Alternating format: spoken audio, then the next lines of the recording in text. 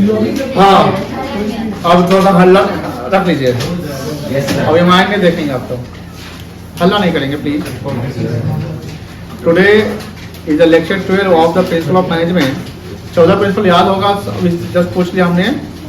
4 scientific principle याद होगा। अच्छा, फादर ऑफ साइंटिफिक मैनेजमेंट किसको कहते हैं? फादर ऑफ साइंटिफिक मैनेजमेंट किसको कहते हैं? टेलर। चलो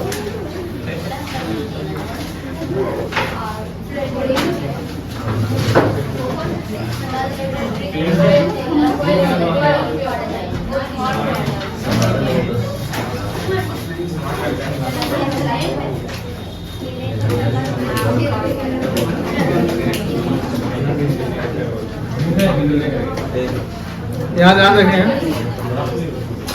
आज सोच रहा हूं मैं कि एक खत्म कर दो चैप्टर, क्योंकि आज लास्ट डे है मैनेजमेंट का।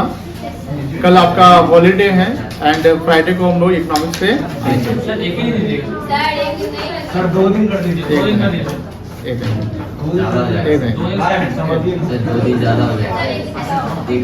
चलिए, तो वर्क स्टडी हम लोग कर लिए थे। वर्क स्टडी कर लिए थे। अगर आप लोगों को जैसे मान लो क्लास रिकॉर्ड होगा, अगर मान लो कि अर्जेंट है तो परसों आप लोग नहीं ये कर सकते हैं, बट अगर समय मिले तो आ जाइएगा, बिकॉज 2 घंटे की क्लासेस है। क्लास करने के बाद आप इंजॉय कर सकते हैं हॉलीडे। और आज के समय में ज्यादा छुट्टी करना, ट्रेडिशनली बहुत लोग छुट्टी पहले जैसे नहीं होता था, पहले शादी होता था तो लोग 5 दिन पहले ही चल जाते थे, सूटकेस मोटी उठी बांध के चल जाते थे। उनके माइंड में ये रहता है कि जितना चुमाउन किया उतना सदा के आएंगे। तो सब लोग चल जाता था, खाली गार्जियन रह जाता था कि पापा आएंगे सीधे मटकोर के दिन, उनका अपना ऑफिस है या काम है। आज के समय में जान जाइए कि शादी जिस दिन है उसी दिन उठ जाते हैं और सुबह भोर में निकल जाते हैं कि ना घर पे काम है ये, क्योंकि आज कॉमर्शलाइज इन्वायरमेंट हो गया। आज हम ज्यादा हॉलीडे मतलब लोग करते ही नहीं है कि नहीं है। संडे को आजकल देखिएगा कितना ऑफिस काम सब चलते रहता है, पहले संडे पूरा सन्नाटा रहता था। तो चलिए अब यहाँ पर हम लोग आते हैं पढ़ाई पे। वर्क स्टडी में हमने डिस्कस किया था, अभी जस्ट सवाल पूछा कि वर्क स्टडी के टाइप कितने हैं। कल भी ये बताए थे, वर्क स्टडी मतलब काम करने का स्टडी, जो वर्कर काम करते हैं तो उनके बारे में स्टडी करेंगे कि जैसे उसमें क्या क्या टाइप्स है। जैसे टाइम स्टडी, अच्छा पहले फैटिग स्टडी। फैटिग स्टडी पूछते हैं, फैटिग स्टडी में क्या है कि जो वर्कर काम कर रहा है तो उनसे हम डिस्कशन करें। मैनेजमेंट खुद ये डिसीजन नहीं लेता है कि इंटरवल का टाइम यही रहेगा। मैनेजमेंट डिसीजन लेता है कि आपके काम करने का जो तरीका है और आप काम करते हो कब तक आप काम रिदम में कर सकते हैं और कब आपको ब्रेक चाहिए।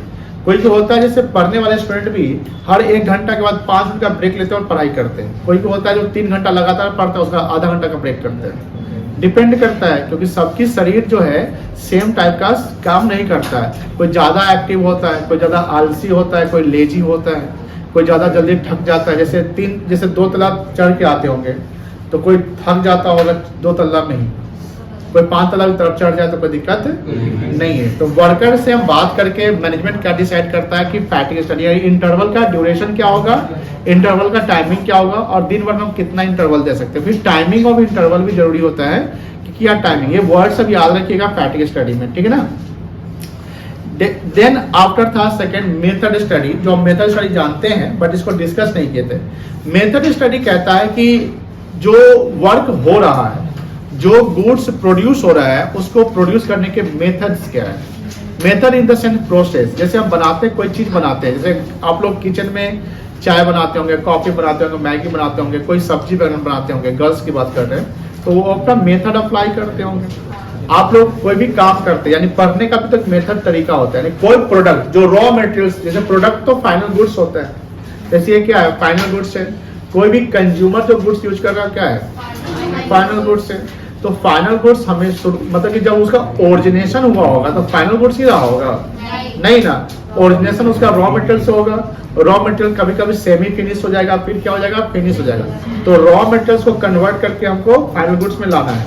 तो होता क्या है कि उसको बनाने के मेथड, जैसे एक ही आइटम या एक प्रकार का रॉ मटेरियल से, एक प्रकार का रॉ मटेरियल से एक ही प्रोडक्ट बन सकता है कि डिफरेंट प्रोडक्ट बन सकते हैं। जैसे आटा होता है ना, आटा से क्या सिर्फ रोटी बनती है कि और भी चीज बन सकता है, और भी चीज बन सकता है। बिस्किट बन सकते हैं, नूडल भी बन सकते हैं, और क्या ब्रेड बन सकते हैं, बन सकता है। और भी कुछ ऐसे आइटम बन सकते हैं जिसको हमको जो पता नहीं है, हो सकता है ना।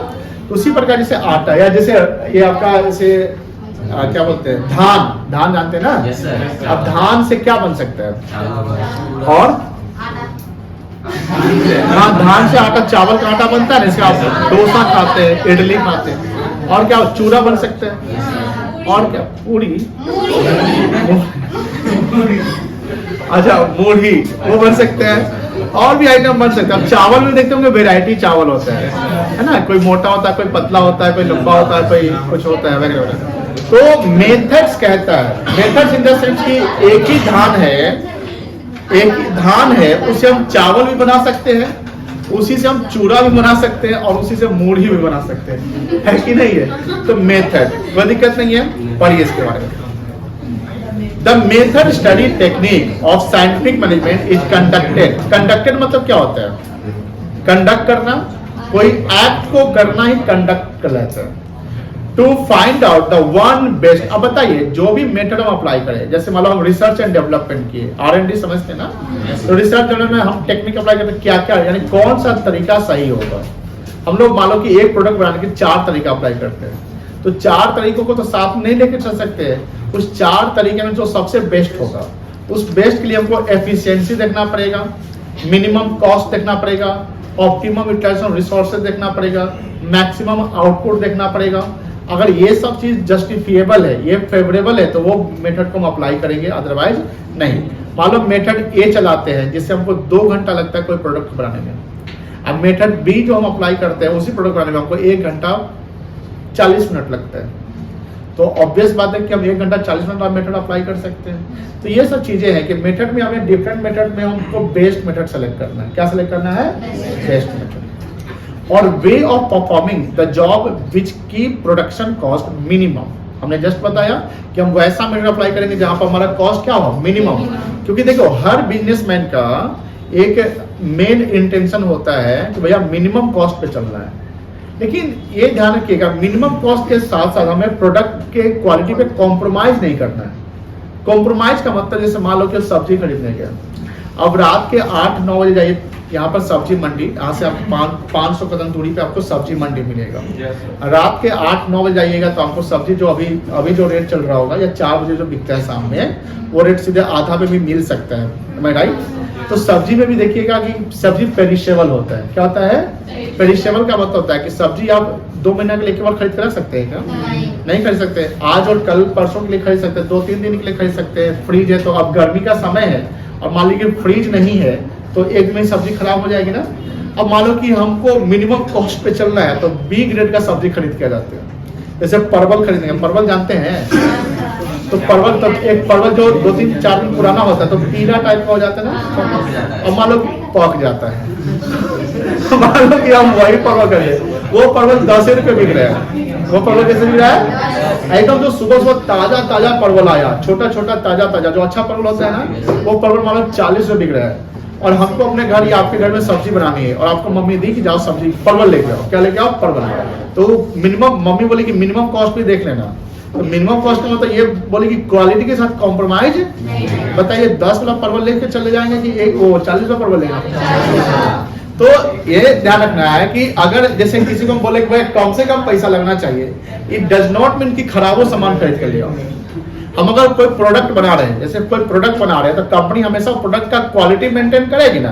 तो क्वालिटी मेंटेन करेगी, प्रोडक्ट बन रहा है तो इसका रॉ मटेरियल्स लग रहा होगा, तो रॉ मटेरियल तो हम डिफरेंट सप्लायर से लेंगे ना। तो हो सकता है एक सप्लायर बी ग्रेड का सामान दे रहा होगा, एक सप्लायर ए ग्रेड का सामान दे रहा होगा, इसका प्राइस पर ज्यादा होगा, तो भैया इसको नहीं यूज करेंगे। तो मिनिमम कॉस्ट हमेशा याद रखिएगा, मिनिमम कॉस्ट में हमको क्वालिटी कॉम्प्रोमाइज नहीं करनी है, ये ध्यान रखेंगे। जैसे कभी कभी नहीं होता है कि जैसे कोई बहुत सारे बच्चे, जैसे मान लो कि आप लोगों की पढ़ाई हुई होगी तो सीबीएसई से या अच्छे प्राइवेट स्कूल से पढ़ाई होगी, मम्मी पापा स्कूल भेजोगे, नहीं बच्चा प्राइवेट स्कूल पढ़ेगा तो अच्छा होगा। आपके मतलब आपके पेरेंट्स भी कोई होंगे, हो सकता है सरकारी स्कूल का टीचर है, ऐसा कोई है क्या? किसी के पेरेंट सरकारी स्कूल टीचर यहाँ नहीं है, लेटेस्ट एज्यूम कर लेते किसी के पेरेंट सरकारी स्कूल के टीचर है, फिर भी वो शिक्षक जो है, वो टीचर है, वो अपने स्कूल में कहेंगे बच्चों को पढ़ने के लिए जाओ वहाँ प्राइवेट कॉन्वेंट स्कूल है वहीं पढ़ो। वो वहाँ फी दे रहे हैं। देखो सरकारी से फी तो नहीं लगेगा, उसके अलावा वो अंडा रोटी मिलता है शायद ना आंगनबाड़ी वाला, और मिड डे मील वाला पैसा, उसके अलावा 100 200 500 के साथ मिल जाता है ना पैसे, कब स्कूल ड्रेस मिल जाता है, किताबें मिल जाती है, फ्री ऑफ कॉस्ट पढ़ाई 14 साल तक होती है।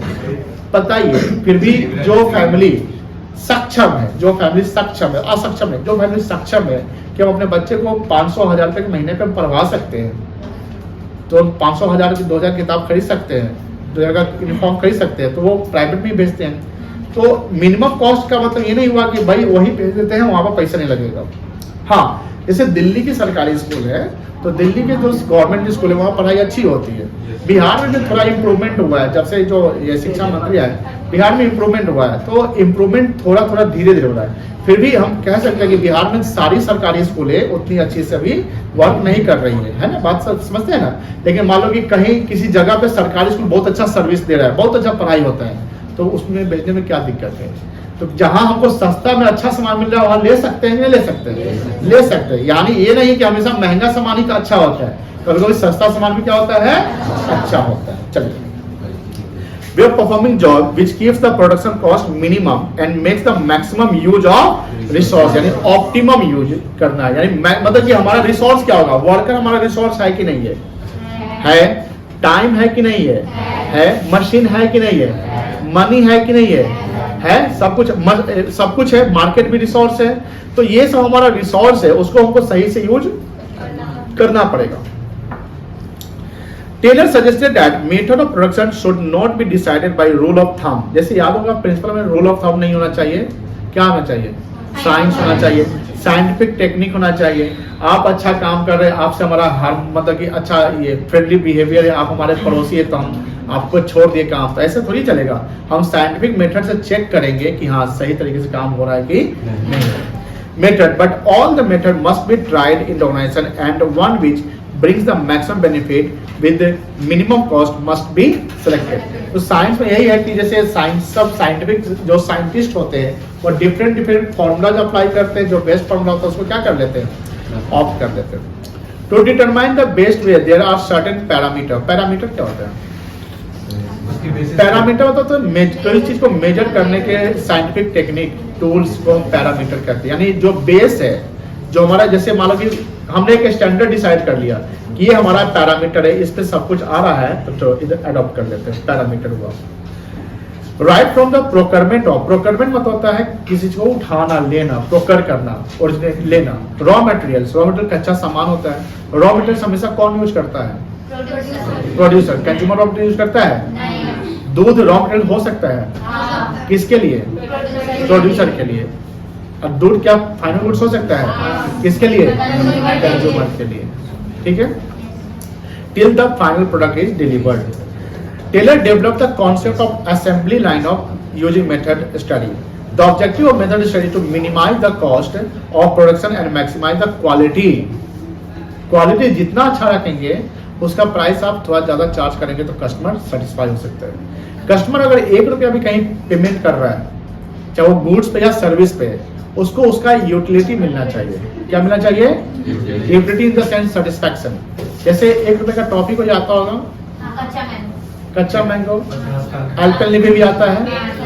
अब एल्पेनलिबे आप खाते हैं तो क्या सेटिस्फैक्शन मिलता है, मान लो कच्चा मैंगो आपको अच्छा लगता है लेकिन नहीं लगता है, तो कच्चा मैंगो क्योंकि वो कच्चा होता है, कच्चा टाइप का लगता है, क्या खट्टा मीठा लगता है ना। और सपोज किसी को वो पसंद नहीं है तो क्या उस पर इवन 1 रुपया भी खर्चा करना चाहेगा। अगर आपका 1 रुपया बच रहा है और बोलता है कि कोई टॉफी ले लीजिए, तो वहाँ पर 4 टॉफी दिखता है, तो जो आपको बेस्ट लगे वही खरीदिएगा। मतलब मेरा मतलब समझिए कि कंपनी का प्रोडक्ट लॉन्च करती है, कोई प्रोडक्ट बेचती है, तो वो ये ध्यान रखती है कि भैया ये प्रोडक्ट का जो हम प्राइस डिटरमाइन करेंगे ना, ये प्राइस कस्टमर इजिली अफोर्ड कर सके। अफोर्ड, जैसे कोई बड़े हॉस्पिटल में कोई इलाज चल रहा है या कोई बड़ा डॉक्टर है और उससे हमको कोई कंसल्ट करवाना, मतलब कि हमको वहां पर ट्रीटमेंट करवाना है, उसकी फी 500 रुपए, 1000 रुपए मान लेते हैं, तो आप 1000 रुपए दे सकते हैं क्योंकि आपको सेटिस्फेक्शन 1000 रुपए देकर भी मिल रहा है, कोई बड़ा डॉक्टर है।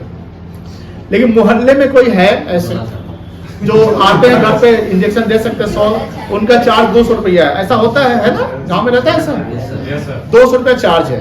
और उनका भी जो वो आते हैं ट्रीट करते हैं तो वो अच्छा से कर देते हैं, मतलब कि उनका भी खराब नहीं है, अच्छा है। अब मान लो कि उनका बिजनेस बढ़ने लगे, मोहल्ला का सारा जो है बुखार लगा, सर्दी हुई, जुकाम हुआ, पेट खराब हुआ, इस सब का दवाई उसी से ले लेता है, किसी इंजेक्शन दिलवाना उसी से। वो सोचता है कि मेरा तो बिजनेस चल रहा, और वो सोचता है कि हम दूसरा ना 500 चार्ज कर लेते हैं। कितना चार्ज कर लेते हैं? 500। अब बताइए, जब मोहल्ले का अगर कोई पेशेंट आए उसके यहाँ तो बोलेगा मेरा 500 चार्ज हो गया है, आपको सेटिस्फाई करेगा 500 देकर?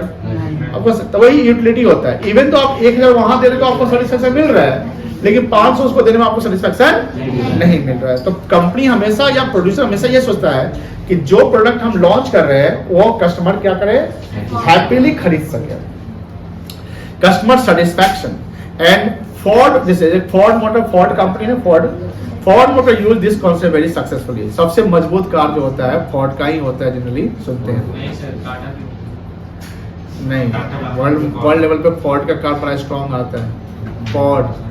फिर और एक वो है, और भी कंपनी है, छोड़ो, वोल्वो का कार भी बहुत स्ट्रॉन्ग है। फॉर एग्जाम्पल देखो ध्यान से, फॉर प्रोडक्शन ऑफ शू, अब शू एक एक बन के तैयार हुआ कि उसको जोड़ा में बनाना है। There can be a labour intensive method. Labour intensive method का मतलब हुआ कि जूता, जैसे एफिशिएंसी पढ़ा था ना, पीस रेट सिस्टम, कि जितना जैसे 100 जूता एक को बना लेना है एक सप्ताह में, अब 100 से ज्यादा जो बना लेगा उसको हम एक्स्ट्रा इंसेंटिव देंगे। तो आपके मन में लालच आ गया ना, तो आप बोलेंगे भैया सप्ताह भर में 100 से ज्यादा, यानी संडे को भी जाके हम काम करेंगे। कोई वर्कर में संडे को काम कर रहा है तो संडे को उसको एक्स्ट्रा इंसेंटिव मिलता है। संडे को उसका क्या मिलता है? Extra incentive. क्योंकि देखो ध्यान से, आज के समय में ना मॉनेटरी बेनिफिट्स आप देखते हैं, और फ्री का पैसा तो नहीं आता है ना। आपको अगर किसी को जैसे सुसाइड करना है, बोला कि रस्सी दीजिए तो हमको लटकना है पंखा से, तो दुकानदार बोलेगा इसका ये रेट है, वहां भी बोलेगा कि भैया कम कर दो, तो गड़बड़ बात हो गया। अब तुमको सुसाइड करना, तुम्हारा रेट क्या कम करवा रहा है? अब दुकानदार बोलता है कि कमजोर है, ये नहीं, ये लीजिए, ये टूटेगा नहीं। ऐसा हो सकता है क्या? वैसे तो पहले तो रस्सी लेने जाए तो बोलेगा नहीं कि हमको सुसाइड करना है, मजाक बोल किए हैं, है ना। लेकिन कहने का कहावत है ना कि अगर फ्री का तो जहर नहीं मिलता है, फ्री का तो जहर नहीं मिलता है, तो बात यहाँ प्रोडक्ट की होती है। तो एंड मशीन इंटेंसिव मेथड, देखो आपने इकोनॉमिक्स में पढ़ा होगा, लिसन, इकोनॉमिक्स पढ़ा होगा सेंट्रल प्रॉब्लम ऑफ इकोनॉमी पढ़े थे। जो सर हिलाए उन्हीं से पूछेंगे, आप भी सर हिलाए, बताइए कितने सेंट्रल प्रॉब्लम इकोनॉमी है, क्या क्या है? सर हिला दिए तो बताना पड़ेगा। आप बताइए, आज आप भी सर हिलाए थे।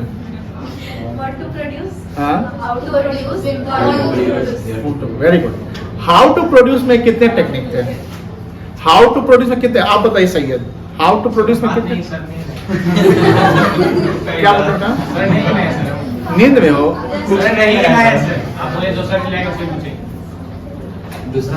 नहीं, मेरा मन किया तुम बोलोगे। हाउ टू प्रोड्यूस में कितना टेक्निक है? कोई बता सकता है? लेबर, अभी देखो यही प्रॉब्लम है कि आप फोकस नहीं करते हैं।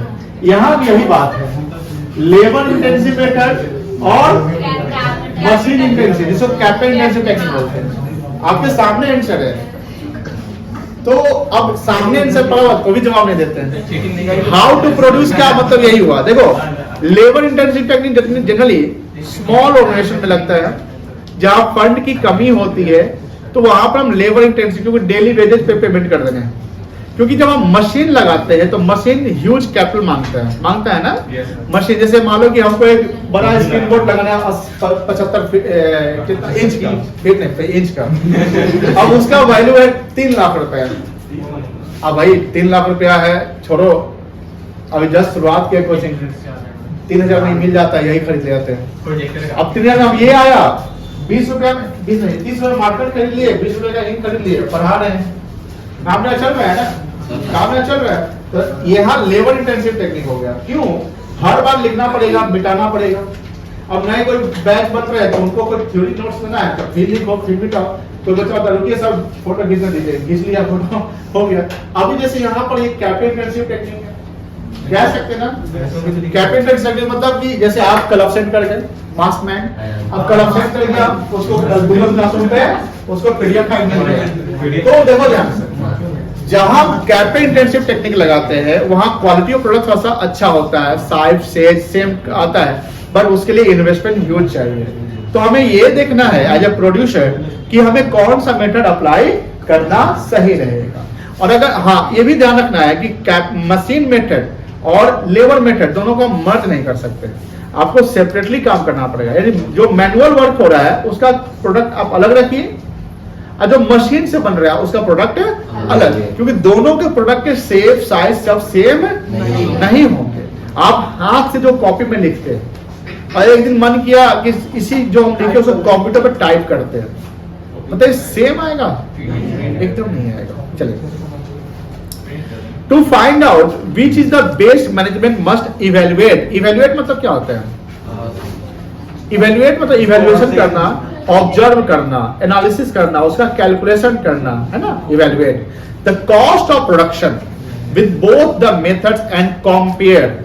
हमें कॉस्ट ऑफ प्रोडक्शन में निकालना है कि मशीन मेथड से कितना पैसा लग रहा है और लेबर मेथड से कितना पैसा लग रहा है। जो हमारा बेस्ट होगा वही अप्लाई करेंगे। तो अब आपके मन में सवाल होगा सर मशीन मेथड तो ज्यादा पैसा लगाता होगा, ज्यादा कॉस्ट आ जाएगा। नहीं, कैपिटल इंटेंसिव टेक्निक से कॉस्ट कम लगता है, क्योंकि जो ये कैपिटल है, ये मशीन है, तो ये तो रिपीटेडली यूज होगा, इस पे वियर एंड टियर होगा, सालाना क्या चार्ज होगा? डेप्रिसिएशन। बट इससे जो आउटपुट आएंगे वो न्यूमरस आएंगे। इससे बड़े बड़े काम, बड़ा बड़ा जो प्रोडक्ट बनता है तो हाथ से बनता है कि मशीन से बनता है? मशीन से बनता है। वो मशीन बार बार यूज होता है, तो प्रोडक्ट का तो वॉल्यूम ज्यादा है ना बेटा। और एक वर्कर कितना मैनुअली काम कर सकता है? आज से 15 साल 10 साल पहले जब रोड बनता था तो या घर बनता था, छत की ढलाई देखे होंगे, कोई वर्कर जाता है वो मतलब लेके ऊपर जाता है, कितना समय वर्कर ज्यादा लगता है। आज मशीन है तो मशीन इजिली काम करता है। आज घर से बनता है, अपार्टमेंट बनता है तो जेसीबी बुलडोजर सब आता है, सीधे वो उसका मतलब जो भी चीज करना वो इजिली कर लेता है। घर को तोड़ना है तो कितना इजिली हो जाता है। Cost of production machine intensive technique से as compare to labour intensive technique generally कम लगता है। लेकिन मैनेजमेंट को दोनों चेक करना है कि जहां हमें कॉस्ट कम लगेगा, काम ज्यादा होगा, हम उसी को ऑप्ट कर लेंगे। The method which involves minimum cost and exploit. Exploit मतलब खत्म करना, बर्बाद करना। Maximum resource must be selected as the method of production. Third है आपका टाइम स्टडी। टाइम स्टडी समझते हैं? टाइम स्टडी का मतलब कि हम वर्कर को क्या स्टैंडर्ड टाइम सेट करेंगे, you have to work in मतलब कि टाइम स्टडी मतलब वो सप्ताह भी हो सकता है, 1 घंटा भी हो सकता है, एक दिन में नंबर ऑफ आवर्स भी हो सकते हैं। जैसे हम मान लो कि जैसे आप लोगों को पढ़ने का बोला कि 10 घंटा पढ़ना है, तो भी तो टाइम स्टडी है। हमने टाइम स्टडी में क्या कैलकुलेशन करवाया? हम आपका रिवर्स कैलकुलेशन करवाया। रिवर्स कैलकुलेशन का मतलब कि जैसे मान लो कि आपके पास कितना घंटा मिलता है, दिन और रात मिला के 24 घंटा। इससे पहले सोने का 6 घंटा निकाल दो, 5 घंटा कर दे नहीं, 6 आप लोग जैसे बच्चे 6 घंटा, हाँ मम्मी पापा के लिए 7-8 घंटा, आपके लिए 6 घंटा। उसके बाद 1 घंटा खाने पीने का, 3 घंटा कोचिंग क्लासेस का, हो गया। खाना बनाना होता है क्या? नाश्ता वास्ता बनाना होता है। 2 घंटा खाना बनाने का, मान लीजिए नाश्ता बनाने का, चाय बनाने का, कॉफी बनाने का, यहाँ ये काम हो गया सेकेंडरी। कितना घंटा हो गया ये? 6 1 7 3 10 2 12 घंटा हो गया। मतलब 24 से 12 माइनस हुआ तो कितना बचा? ये घंटा कहाँ जाएगा? ये हुआ टाइम स्टडी। हम तो आपको 10 घंटा बोलते हैं, 10 से 12 हम सब बोलते हैं कि नहीं बोलते हैं? Minimum 10, maximum unlimited. अब बताइए कोई पढ़ता है 12 घंटा? नहीं, कोई नहीं। 12 घंटा सोते वक्त स्क्रीन टाइम हो जाता है।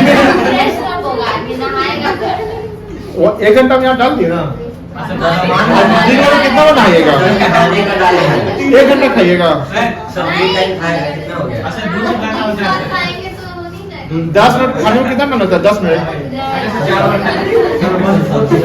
अच्छा ठीक है, 2 घंटा नहाने खाने का ले लीजिए और ले लीजिए, घूमने फिरने का, खेलने कूदने का, तो 10 घंटा बचा ना। चलिए, जो पढ़ लिया 10 घंटा डेली, वो अपने जीवन का कोई भी गोल अचीव कर लेगा। लिख कर ले लो, मेरा बात है, रिकॉर्ड कर लो। चलो,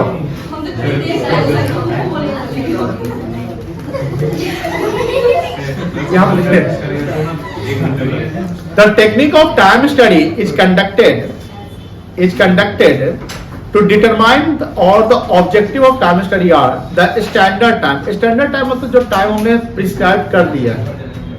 स्टैंडर्ड टाइम एक्चुअल टाइम नहीं होता है। जैसे हमने बोला 10 घंटा पढ़ना है, तो 10 घंटा पढ़ना ये आपका एक्चुअल टाइम है कि स्टैंडर्ड टाइम है? स्टैंडर्ड टाइम है। अब आप पढ़ लिए 11 घंटा, ये क्या हो गया? Actual time. बताइए, स्टैंडर्ड टाइम से ज्यादा एक्चुअल टाइम मतलब कि आप ज्यादा पढ़े, आउटपुट ज्यादा आएगा। ये अब बताइए, ये फायदा कि नुकसान है? इसको फेवरेबल कहेंगे। क्या कहेंगे? अब वही मान लो स्टैंडर्ड टाइम हमने 10 घंटा सोचा, पढ़े 9 घंटा, तो 1 घंटा कम पढ़े, निगेटिव। इसको एडवर्स कहेंगे। एडवर्स मतलब निगेटिव, जैसे लॉस के सेंस में कहते हैं, एडवर्स उल्टा हो गया। और फेवरेबल क्या होता है? फायदा। उसी प्रकार जब प्रोड्यूसर जब प्रोडक्ट बनाता है तो उसका कॉस्ट लगता होगा ना, कॉस्ट लगता होगा, तो कॉस्ट में सबसे लोग क्या लगाएगा? तो वो रॉ मटेरियल सोचा कि मेरा स्टैंडर्ड रॉ मटेरियल यानी स्टैंडर्ड कॉस्ट मेरा 10,000 लगेगा। क्या लगेगा बेटा? मतलब इस प्रोडक्ट को बनाने के लिए वो बजट बना रहा है। क्या बना रहा है? तो स्टैंडर्ड कॉस्ट मेरा 10,000 लगेगा, लेकिन उसका रॉ मटेरियल एक्चुअल में कितना लग गया? 11,000। ज्यादा लग गया ना? बताइए, यहाँ पर एडवांस है कि फेवरेबल है? कॉस्ट अगर ज्यादा है तो एडवांस, और सेल्स ज्यादा तो फेवरेबल। तो यहाँ पर 1,000 क्या हुआ बेटा? एडवांस हो गया। उसी प्रकार मान ले लेबर कॉस्ट, आपने सोचा कि लेबर कॉस्ट मेरा 15,000 लग जाएगा, लेकिन लगा 14,500। लेबर कॉस्ट बचा लिए? कितना बचा लिए बेटा? ये आपके लिए क्या है? फेवरेबल है। उसके अलावा एक्सपेंसेस मतलब कि और खर्चा होता है ना, मशीन वगैरह, वो आपने सोचा कि 10,000 लगेगा, ये लग गया आपका 12,000। बताइए यहाँ पर क्या हुआ? 2,000 ज्यादा लग गया। ये क्या है? तो टोटल स्टैंडर्ड कॉस्ट आप जोड़िए, इन तीनों को जोड़ेंगे कितना आएगा? 10, 15, 25, 10, 35 है। आपने कॉस्ट सोचा था कि मेरा ये कॉस्ट लगेगा, और आपका एक्चुअल में कितना लग गया? बताइए। 37,000 ये आपको एक्चुअल लग गया। अब बताओ, 1,000 यहाँ एडवांस है, यहाँ 2,000 एडवांस है, तो टोटल कितना एडवांस हो? 3,000। और यहाँ 500 फेवरेबल है, ये माइनस हो जाएगा ना बेटा? कितना आएगा ये? 2500 क्या आएगा? एडवांस आ जाएगा। अब यहाँ दोनों का डिफरेंस 2500 ही बन रहा होगा। तो टाइम स्टडी में हमें हर चीज को देखना पड़ता है कि जब टेलर ये बात डिसाइड करते हैं तो वो भी देखते हैं कि हमेशा बजट बना के चलना चाहिए। और आप बजट नहीं बनाते हैं तो एक्चुअल में क्या लग रहा है, आप उसको कंपेयर नहीं कर सकते हैं कि कितना हम ज्यादा लगा दिए या कितना कम लगा। That's why budget is necessary. उसी प्रकार सपोज कि हम सेल्स की बात करते हैं, हमने सेल्स सोचा कि 50,000 का होगा, हो गया 55,000 रुपया का। अब बताइए, सेल्स का एक्चुअल सेल्स बढ़ गया ना? ये आपके लिए एडवांस है कि फेवरेबल है? फिर से बोलिए। फेवरेबल होगा, 5,000 से फेवरेबल होगा, क्योंकि आपको सेल्स आपका ज्यादा हो गया, प्रॉफिट ज्यादा हो जाएगा, कोई दिक्कत नहीं है। चलिए, तो हमें ये देखना पड़ेगा स्टैंडर्ड का मतलब जो हम सेट करते हैं उसको स्टैंडर्ड करते हैं। Required to perform the job, job मतलब work. Setting of the standard target for worker, worker के लिए हम टारगेट सेट करते हैं कि आपको क्या करना है। टारगेट सेट नहीं करिएगा तो वर्कर हो सकता है कि लेजी तरीके से काम करे। Determine the number of worker required to perform a job, यानी पार्टिकुलर काम को करने के लिए कितने नंबर ऑफ वर्कर्स चाहिए। And categorise the worker in efficient and inefficient category. याद होगा एफिशिएंट और इनएफिशिएंट कैटेगरी क्या है। और आप स्टैंडर्ड टारगेट को with in the time achieve कर लिए तो आप एफिशिएंट कैटेगरी में चले गए। तो आपको हम क्या देंगे, इंसेंटिव देंगे। क्या देंगे, यानी जितना रेट बन रहा है वो तो देंगे, 20% एक्स्ट्रा दे देंगे। बोलो हाँ या ना। लेकिन अगर आप टारगेट से नीचे रह गए तो हम आपको पनिश करेंगे। पहले तो हम आपको इनएफिशिएंट के कैटेगरी में डालेंगे। किस कैटेगरी में, इनएफिशिएंट। और हम आपको पनिश करेंगे। पनिश का मतलब ये नहीं कि हम डंडा से पिटेंगे। पनिशमेंट का मतलब फाइनेंशियल पनिशमेंट करेंगे कि जो टारगेट, जो हमने रेट प्रिस्क्राइब किया है उसमें 20% आपका हम काट देंगे, तो नुकसान होगी ना। अब मान लो कि कोई एफिशिएंट है और कोई इनएफिशिएंट है, इस दोनों के बीच का डिफरेंस कितना परसेंट होगा, 40% का। नहीं समझे, वो 100 से 120 ले लिया, 100 से 80 आ गया, तो 80 और 120 का डिफरेंस कितना हो गया, 40 का हो गया। तो ये इनएफिशिएंट वाला क्या देखेगा, अब हमको भी ऐसे ही करना पड़ेगा। तो ये मोटिवेशन आता है। एफिशिएंट वाले को जो मोटिवेशन मिलता है उसको बोलते हैं पॉजिटिव मोटिवेशन। पॉजिटिव मोटिवेशन का तो उसको फायदा हो रहा है, मिल रहा है। और जो इनएफिशिएंट वाला है इसको निगेटिव मोटिवेशन मिल रहा है। निगेटिव मोटिवेशन का मतलब है कि आपको हम पनिश कर रहे हैं कि अगर नेक्स्ट टाइम अगर गलती करेंगे तो आपको यही मोटिवेशन मिलेगा, इससे आप सुधर जाएंगे। जैसे मान लो कि घर 2 बच्चे हैं, घर में 2 बच्चे हैं, मान लो ये दोनों भाई हैं और छोटा छोटा बच्चा है, दोनों लड़ता झगड़ता है। एक बहुत पढ़ने वाला है, जैसे ये चश्मा तो ऐसा लग रहा है पढ़ने वाला, ये बहुत पढ़ाकू है और ये एकदम नालायक है, ये खाली दिन भर घूमते रहता है। जैसे एक फिल्म देखोगे तारे जमीन पर, है ना। अब बताओ, दोनों को पेरेंट्स मोटिवेशन देते हैं। एक को डांट डपट के पढ़ नहीं तो रोटी खाना नहीं देंगे, पढ़ नहीं तो खाना नहीं देंगे, और दूसरा बेटा दूध पी ले।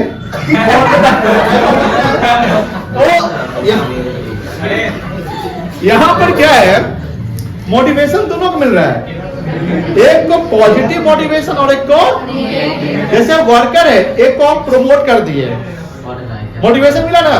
कौन सा मोटिवेशन, पॉजिटिव।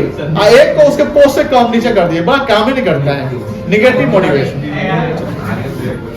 क्या हुआ बेटा, बुरा मान गया, दूध नहीं अच्छा लगता क्या, हॉर्लिक्स देगा।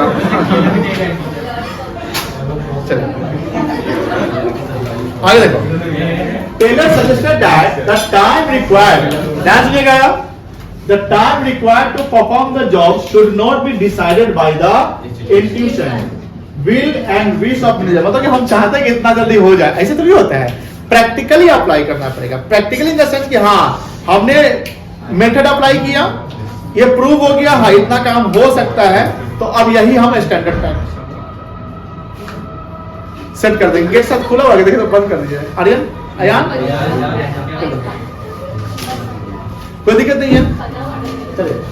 But time study must be conducted to determine the standard time scientifically। Scientifically समझते हैं ना, यानी science not rule of thumb।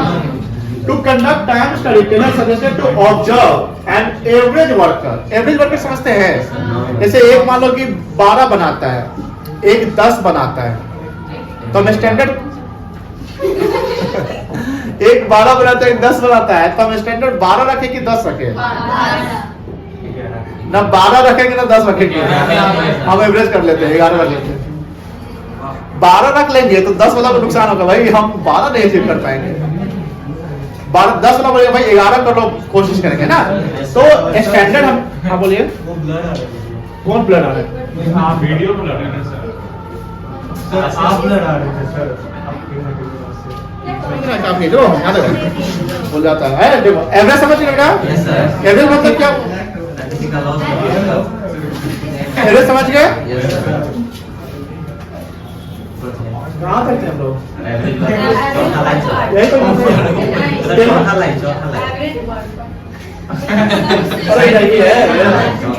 हाँ चलो यहाँ तक हो गया। Taylor suggested to repeat, repeat मतलब रिपीट करना, the same observation for 100 times and then take out the average time। मतलब जब हमको बार-बार करना है, बार-बार एंड रिजल्ट सेम आएगा ना, तो उसको अडॉप्ट कर लो। एक बार मान लीजिए, जैसे मान लो कि एक दिन सपोज करिए कि घर का कोई लड़का, जैसे ये मम्मी बोले बेटा आज तुम सब्जी बनाओ, और यूट्यूब पे रिसर्च में करके गया सब्जी बनाने, और सब्जी इतना शानदार बनाया,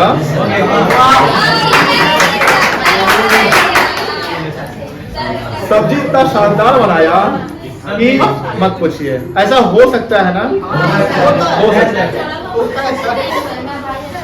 तो वो अपनी बहन को बोलता जाके, देखी एगो तू बनाती है, कभी नमक ज्यादा रहता है, कभी नमक कम रहता है, कभी तेल ज्यादा रहता है, कभी मसाला कम रहता है, कभी मसाला कच्चा रहता है। अब बताइए, क्या मम्मी अब उस बच्चे को, उस लड़का को, मतलब अपने बेटा को, क्या डेली किचन में जॉब देते? नहीं। बेटी को बेटी ऐसे तुम छोड़ो, नहीं। कहने का मतलब है कि समटाइम हम एक मेथड अप्लाई करते हैं, लिसन, एक मिनट अप्लाई करते हैं और वो मेथड रिजल्ट सेम दे, मतलब एग्जैक्ट देता है, एक्चुअल दे देता है। क्या उसको हम साइंटिफिकली हम प्रूव मान ले? क्या नहीं मानेंगे। साइंटिफिकली प्रूव मानेंगे कि हम बार बार उससे उस मेथड को अप्लाई करें और सेम रिजल्ट है। अब एक सप्ताह बाद फिर उस बच्चे को मम्मी खुश थी कि बेटा आज भी तुम सब्जी बनाओ, और वो ओवर स्मार्ट, ओवर एक्साइटेड हो गया, बिना यूट्यूब के देख के बनाएंगे। आज मम्मी बोल तक क्या सब्जी चाहिए, मम्मी कुछ और बोल दी कि ये सब्जी बना, अब वो बनाया। सब्जियों को जितना समय मसाला को भुनना था वो कम भुना, नमक रखने का उसको आइडिया नहीं था, जो वीडियो देखा नहीं था, और सब्जी महावाहियात बना दिया। कहने का मतलब ये होता है कि मेथड जो है, हमेशा आप जब रिपीट मेथड यूज करते हैं और सेम रिजल्ट आता है तो उसको ऑप्ट करिए, अदरवाइज नहीं करिए। And then take out the average time. This time should be considered the average time for performance of the job. और ये जब एवरेज टाइम लिया जाएगा, एक वर्कर के लिए सबके लिए रहेगा। Keeping this time in mind, the target for workers should be fixed, and workers who are able to achieve their targets in standard time are average workers. कोई दिक्कत नहीं है। If the worker is able मतलब सक्षम to achieve the target before the standard time, बताइए इसको efficient कहेंगे कि इनएफिशिएंट कहेंगे? आप बिफोर स्टैंडर्ड टाइम से पहले ही काम कर लेते हैं, क्या कहलाएंगे? एफिशिएंट कहलाएंगे। तो हम आपको इंसेंटिव देंगे, और स्टैंडर्ड टाइम जो फिक्स किए हैं उससे बियॉन्ड आप काम कर पा रहे हैं। 10 घंटा में फिक्स किया, 12 घंटा ले लेते हैं टाइम, तो वो आप क्या कहलाएंगे? तो वही हुआ कि कीपिंग दिस, यही से पढ़ा था, targets in the standard time, average worker. If the worker is able to achieve the target before the standard time, then he is called efficient. And if the worker fails to achieve the target in the standard time, that is called inefficient. So efficient worker जो समय के अंदर में कर ले, और inefficient जो समय के अंदर में उतना काम ना कर। ठीक है बेटा? मोशन समझते ना? मोशन में तो रिदम, लय, स्पीड कह सकते हैं ना। The scientific technique of motion study conducted to और objective of motion study are to determine the movement of worker. Movement of worker समझते हैं, वर्कर फिजिकली काम करता है, वो रॉ मटेरियल उठाया डाला। अब मान लो कि रॉ मटेरियल गया लाने, अब बगल में कहीं था कोई कुर्सी लगा हुआ, वहीं बैठ के आराम से बैठ के खैनी खा रहा है, खाया, अब मोबाइल निकाला। अच्छा, तो वर्कर के पास ये स्मार्टफोन रहते होंगे, मोबाइल निकाला, अब इसमें हाँ भोजपुरी लगा दिया, बिहार का तो लगा दिया, और कोई भी भोजपुरी एक्टर का गाना सुन लिया पूरा। अब उधर देखेगा कोई आ तो नहीं रहा, सुपरवाइजर नहीं आ रहा, एक और देख लेते हैं, चलो देख लिया, सुन लेते हैं, यूट्यूब पे देख लेते हैं। फिर गया मटेरियल उठाने। अब बताइए, मैनेजमेंट को हमेशा मूवमेंट ऑफ वर्कर, जो वर्कर का मूवमेंट होता है, क्या उसको सुपरवाइज करना जरूरी है? कि देखिए ध्यान से, वर्कर को इतना नहीं सोचना है कि एज ए होल ऑर्गेनाइजेशन को कितना फायदा हो रहा है, नुकसान हो रहा है। वर्कर को यह देखना है कि शाम को हमको पैसा मिल रहा है कि नहीं मिल रहा है। समझ में आ गया ना बेटा? इसलिए हमेशा मैनेजमेंट वहां पर फोकस रहती है। To differentiate between productive and unproductive movement, जैसे वो भोजपुरी गाना देख रहा है, खैनी खा रहा है, कहीं बैठ के बात कर रहा है, बताइए अनप्रोडक्टिव काम है कि प्रोडक्टिव काम है? अनप्रोडक्टिव जितना ज्यादा कंपनी को उतना लॉस, और प्रोडक्टिव जितना ज्यादा कंपनी को उतना फायदा। ये यानी हमको क्या करना पड़ेगा? डिफरेंशिएट करना पड़ेगा। फॉर कटिंग डाउन, अच्छा इसमें कौन से समय को आप कम करेंगे? फॉर कटिंग डाउन मतलब कम करना the unproductive and wasteful movement, to design suitable equipment and tools to minimise the unproductive movements of the worker. मतलब कि मशीन सब अपडेटेड होना चाहिए, टूल्स को यूज करें सही होना चाहिए। मान लो कि जिस टूल्स को यूज करें वो टूल काम ही नहीं कर रहा है प्रॉपर, तो फिर तो अनप्रोडक्टिव हो ना, इसको आइडल कहते हैं। जैसे मान लो कि फैक्ट्री चल रही है, फैक्ट्री और मतलब कि लाइट कट गई तो क्या चलाएंगे, जनरेटर। अब जनरेटर चला रहे हैं, उसमें डीजल नहीं है, अभी वो बोले जाओ बाइक से चल डीजल लेके आओ, वो आधा घंटा डीजल लेने चला गया। तो पहले से हमको सब रखना पड़ेगा, इसलिए तो फंक्शनल फॉर्मेटशिप बना था। फंक्शनल फॉर्मेटशिप में क्या है आपको, क्या बना था, बोलिए ना, बोलिए ना आप क्या घबराते हैं, कोई मानेगा नहीं, बोलिए। गजबे प्राणी सब। रिपेयर कॉस्ट था और क्या था, टाइम एंड कॉस्ट, और क्या था, इंस्ट्रक्शन कार्ड, और क्या था, गैंग बॉस था कोई। गैंग बॉस का क्या काम था, सारे टूल्स इक्विपमेंट को इकट्ठा करना, मशीन अप टू डेट रखना। तो भैया जब फैक्ट्री खोलेगा उसी समय सब कुछ रखना है, ठीक है ना। देखो, to conduct the motion study Taylor suggested to observe and every worker well is able to performing the job and note down all the movement he is doing. Management को सारे का मूवमेंट क्या करना है, नोट करना है, कौन कितना ज्यादा अच्छा काम प्रोडक्टिव करना है, कौन अनप्रोडक्टिव कर रहा है। जो अनप्रोडक्टिव कर रहा है उसके अनप्रोडक्टिव को क्या करेंगे हम, कम करेंगे। How many times he is getting up from his place, how many times he is bending down etcetera. Repeat it for 100 times with different worker. After writing all the movement, classify them in productive and unproductive movement and make the strategy. Strategy मतलब क्या होता है, plan करना, policy, नियम, नीति बनाना, strategy कहलाता है। To cut down और मिनिमाइज द अनप्रोडक्टिव।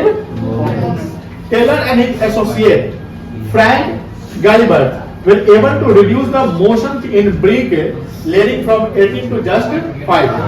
जैसे ब्रिक समझते ना, ईंट। अब मान लो कि एक वर्कर गया, ब्रिक उठाया फिर आया, दूसरा वर्कर भी वैसे ही गया, ब्रिक उठाया आया। वैसे जाने में टाइम ज्यादा लग रहा है, ब्रिक कम आ रहा है। तो हो सकता है ऐसा भी कर सकते हैं कि 10 वर्कर है, एक डिस्टेंस मेंटेन करते हैं और एक वहां से उठाया, हैंड ओवर किया ऐसे चला गया। तो इससे क्या होगा, ये फैटिक स्टडी, फैटिक कम हो जाएगा क्योंकि आप इजिली कर रहे हैं, आप एक ही जगह पे खड़े, आप चल नहीं रहे। तो चल नहीं रहे तो वो एनर्जी सेव कर रहे हैं। जितना आप एनर्जी सेव करेंगे ना उतना ज्यादा फायदा है। अब मान लो कि फालतू का एनर्जी बर्बाद कर दिए तो फिर तो गड़बड़ हो जाएगा। चलिए कोई दिक्कत नहीं है, पीस रेट बच रहा है ना, ऐसा करते हैं ना। इसको हम फ्राइडे को इसको रख देते हैं, ठीक है, फ्राइडे को इसी को खत्म करेंगे। फ्राइडे को टेस्ट का डेट अनाउंस होगा, फ्राइडे को टेस्ट नहीं है, फ्राइडे को टेस्ट रिजल्ट आएगा। बेस्टिक का फ्राइडे को यही रख देते हैं, उसके बाद हम लोग